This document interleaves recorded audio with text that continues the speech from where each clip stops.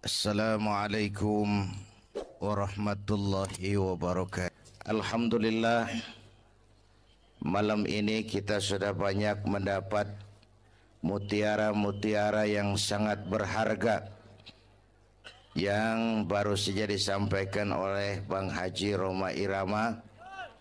Saya yakin besar manfaatnya buat kita semua. Mudah-mudahan apa yang kita dengarkan bisa kita amalkan. Saudara-saudara, sekarang ini banyak orang bisa memberi contoh, tapi sedikit orang bisa menjadi contoh. Ngasih contoh mah gampang, jadi contoh susah. Karena beliau manusia. Laqad ja'akum rasulun min anfusikum. Kalau kambing disuruh nyontoh ayam, yang nyuruh nyontoh kagak punya pikiran. Ya, kagak level. Kambing mah nyontohnya kambing, kebo nyontohnya orang, nyontohnya orang. Makanya Nabi kita orang, bukan malaikat, bukan jin, bukan dewa, manusia. Kalau manusia disuruh nyontoh manusia, itu perintah masuk akal, predispositionnya sama. Kalau disuruh nyontoh malaikat mah ribet kan. Malaikat bagaimana nyontohnya, dia mah tidur kagak, makan kagak, sama duit budeg, sama perempuan kagak open, lah susah nyontohnya. Ya, Superman tuh biar hebat nggak bisa dicontoh Superman, bagaimana terbangnya? Lagian pakai celana dalam di luar, Pak. Nggak bisa dicontoh Superman mah. Nabi kita manusia utuh, cuman sungguh pun manusia, kualitasnya beda. Ini namanya basyarun la kal basyari. Manusia memang, tapi jangan samain, bobot bibitnya beda. Contoh, kita nih manusia, kita tidur. Nabi kita manusia, beliau tidur. Tidur Nabi, tidur mata doang, hatinya nggak pernah tidur. Tuh bedanya sama kita tuh. Tidur kita keblek, asal tidur habis-habisan. Lagi kita manusia, kita keringetan. Nabi kita manusia, keringetan. Keringet Nabi harum wangi, bau minyak kasturi. Zaman belum ada parfum. Keringet kita udah rasain aja masing-masing dah, jangan pakai dikebet udah.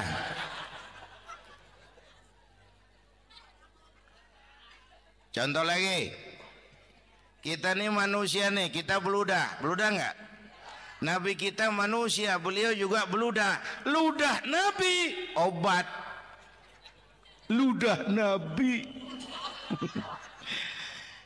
Itu pun waktu mau hijrah kan sama Sayyidina Abu Bakar, sampai di Gua Sur, Sayyidina Abu Bakar bilang, saya turun duluan ke gua ya Rasul. Ngapain? Bersihin gua, takut ada binatang berbisa. Silakan. Turun Sayyidina Abu Bakar bersihin gua. Bener tuh, tangannya digigit kalajengking. Sakit, ngebet, bengkak. Kalajengking Arab. Ya emang di Arab kejadiannya. Herm nyaut aja bener. Ditahan aja. Udah aman ya Rasul, silakan turun. Lama-lama dalam gua berduaan kelihatan juga Sayyidina Abu Bakar mukanya pucat.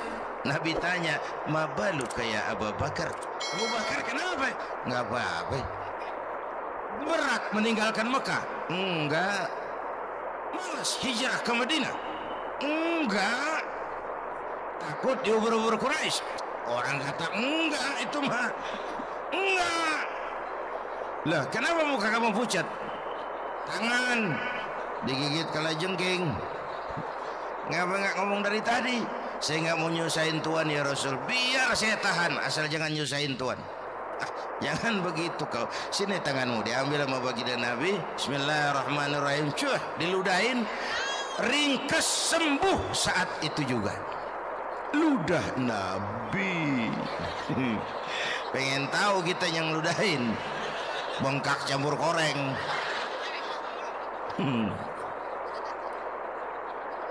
Satu tuh alasannya kenapa Nabi dijadikan contoh, karena manusia. Kalau manusia disuruh nyontoh manusia pasti bisa dong. Ya. Yang kedua, karena tadi kata Bang Haji Omar, pribadinya itu pribadi yang multidimensi. Mau nyontoh apa? Pak, saya ini pengusaha Pak. Nabi umur 9 tahun udah ke Syria tuh dagang lintas negara Syam. Saya jenderal Pak. Nabi mimpin tentara di medan perang Mas. Saya mubalik Pak. Nabi dakwah Bung. Saya guru Pak. Nabi ngajar Mas. Innama bu'istu mu'alliman. Aku diutus sebagai guru. Guru umat, guru bangsa. Saya politisi Pak. Nabi diplomat ulung Bung. Saya presiden Pak. Nabi mimpin bangsa dan negara Mas. Saya kepala rumah tangga Pak. Nabi punya anak bini Bang. Ayo lempengan mana dulu cari ngomong. Malah Nabi Isa tuh nggak bisa jadi contoh bagaimana membina rumah tangga bahagia. Bagaimana membina rumah tangga bahagia menurut contoh Nabi Isa? Nggak ada Mas. Kenapa? Nabi Isa belum sempat kawin. Ya, Nabi Isa belum sempat kawin. Ada pengikut Nabi Isa menyangka nggak kawin ajaran Nabi Isa, pada ngikut lagi nggak kawin. Tuh pastor tuh mubazir. Orang dikasih perabotan. Bang bener, saya kalau dalam Islam kiai kagak boleh kawin, saya pilih berhenti jadi kiai. Kalau kagak ada giro-giroan, botak rambut.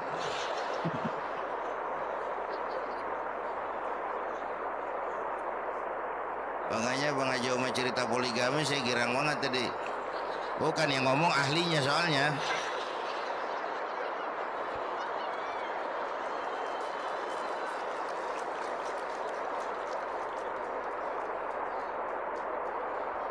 Udah gitu aja deh ya. Nah kata Imam Busair ini yang dahsyat.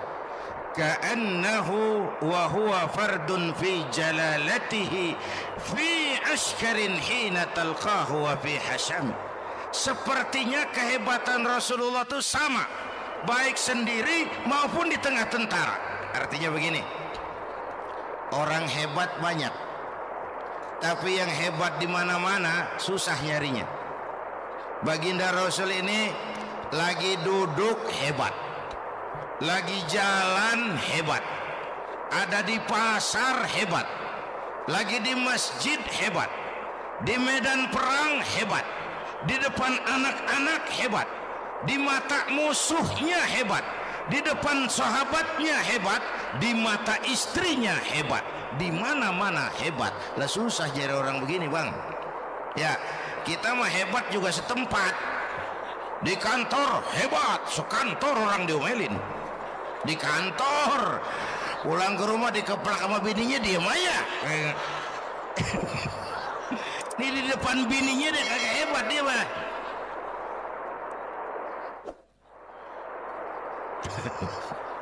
Oke, lalu kalau begitu soalnya apa yang mau kita contoh? Saya sampaikan 3 aja. Pertama, Nabi kita ini tokoh yang sejak kecil udah ditempa kesusahan. Bu, tadi kata Bang Haji, Islam mengangkat derajat kaum perempuan karena perempuan banyak melahirkan orang besar. Lihat Sayyidah Aminah, ibunda baginda Nabi, melahirkan anak pertama tanpa didampingi suami. Meninggal suaminya, sedih hatinya, remuk perasaannya, tapi tegar jiwanya. Dilahirkannya bayi bernama Muhammad, diasuhnya penuh kasih sayang, diantarnya menjadi orang besar dan memang dibesarkan oleh Allah. Itu contoh tuh Bu. Bilangin anak-anak tong bocah, Nabi ngangon kambing tong, sekolah tong, jadi orang gede. Baba lu tibang tamat SD lu sarjana lu, baba lu cuman jadi RT lu jadi camat lu. Biarin malu baba lu, pala jadi kaki, kaki jadi pala, asal lu terus sekolah. Bu, anak sekolahin, gelang doang digedein lu. Nih kan kita Betawi no, pendidikan ngentengin banget kotan. Udah dong, yang tinggi-tinggi sekolah udah. Ngapa mak? Baba lu kagak sekolah hidup no. Hidup dong, pun jamu monyet juga hidup. Bu, anak sekolahin.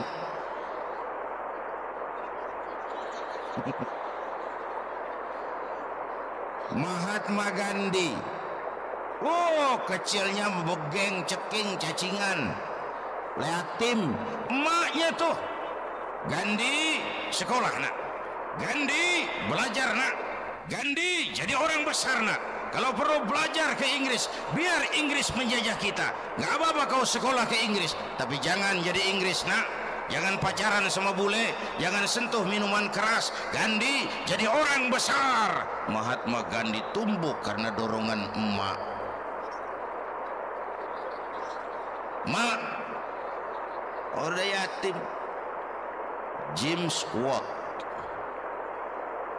Kang Bandrek.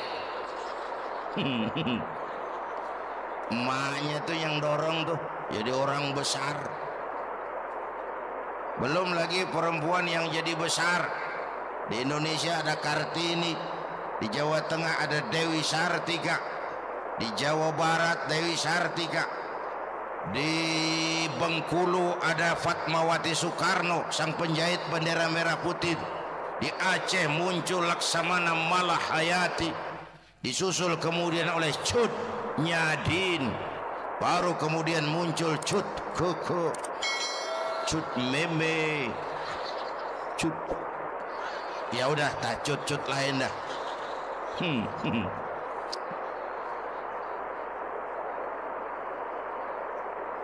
Nabi ke remajanya nggak dikolokin, tegar, tahan bantingan, nggak cengeng.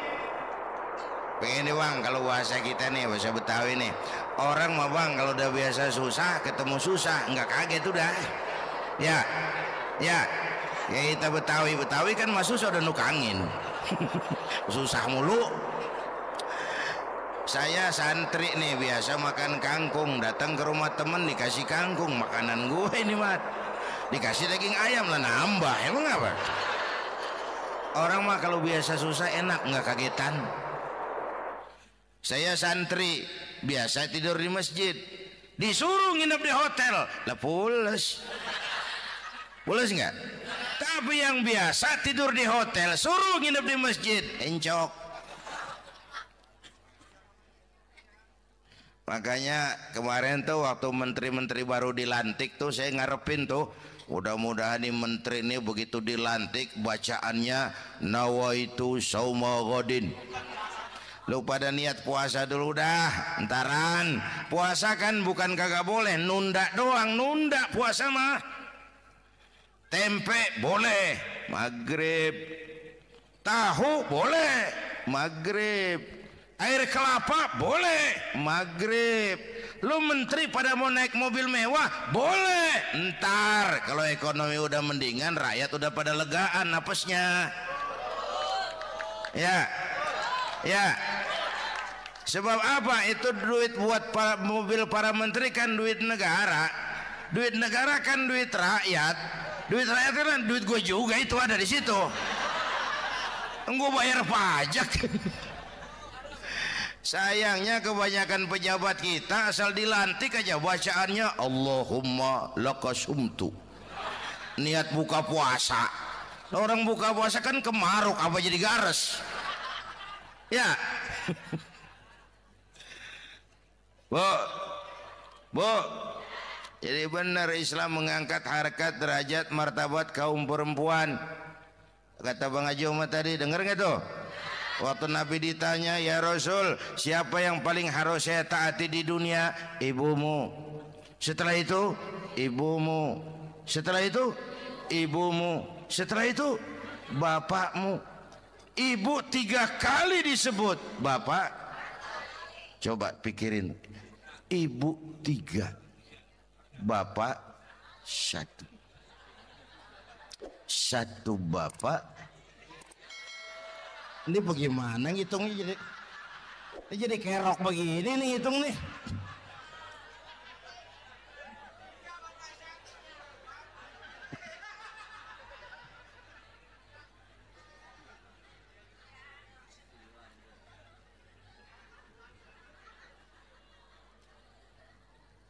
Jangan takut ngadepin susah. Hidup nih keras, kerja keras, poros seringat, banting tulang. Ya Bu. 1.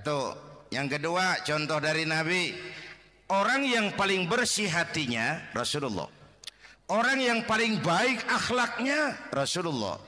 Orang yang bahkan sudah dapat jaminan ampun dari segala dosa Rasulullah. Tapi orang yang kalau sholat malam sampai bengkak kakinya karena rajin sujud Rasulullah. Aspek ibadah. Apaan? Hei, diam-diam giliran gue ini ngomong.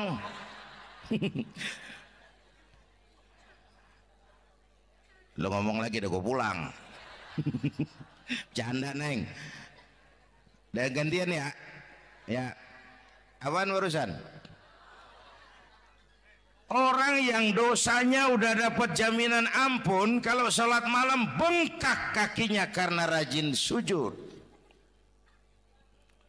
Saya tahu di sini juga banyak yang kakinya bengkak. Semurat.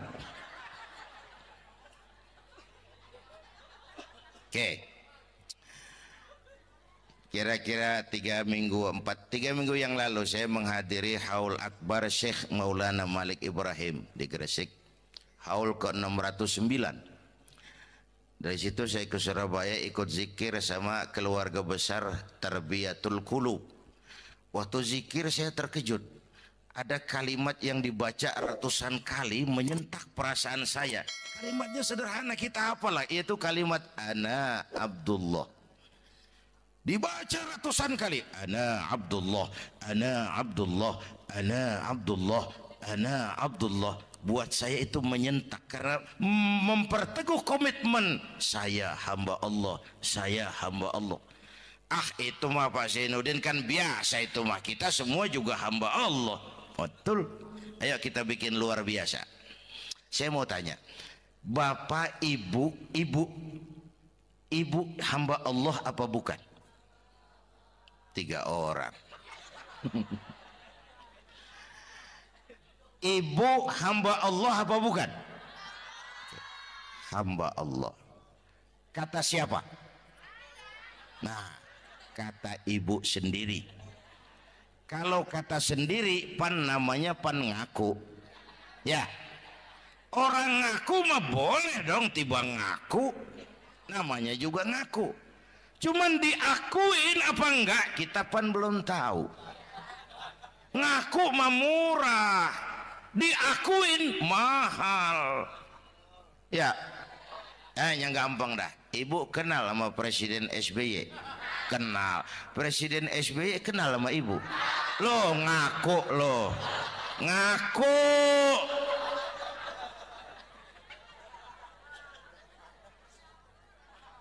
Saya hamba Allah, kata saya.